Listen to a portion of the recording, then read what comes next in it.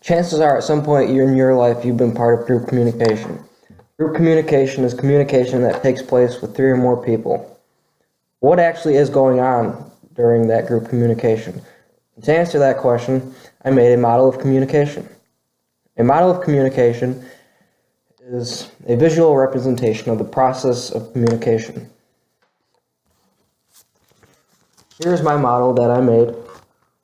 I title it Model of Group Communication. It includes 3 people. Each person is a sender and receiver, and each person is able to encode and decode a message.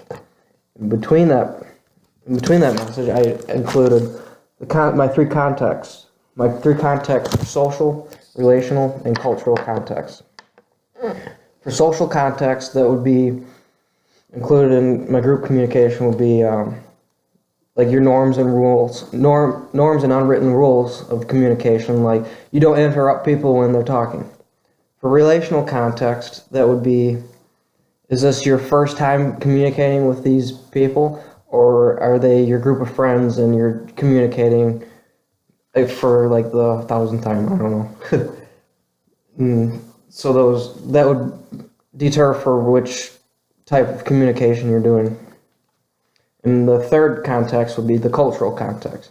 Are you talking to a group of businessmen, or are you talking to a group of football players? And that would also change the context that you're talking about, because if you're talking to a group of businessmen, it would be more formal. But if you're talking to a group of football players, it would be more laid back, or I don't know what football players talk about. It'd be like that.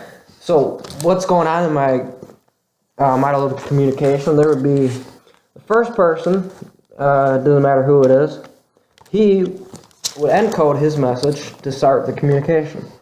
And the other 2 people, they would decode that message. And after they decode, one other person would encode another message and send it back to the group. And that's what these arrows are for here.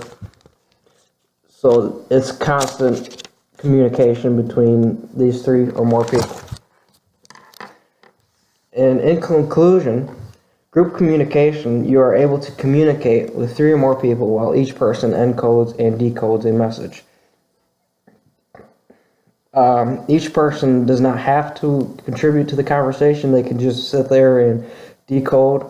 They don't have to come up with any encoding, but that's what the arrows are for. So throughout the conversation, I have those three contexts: relational, cultural, and social context. And that would be it for my model of group communication.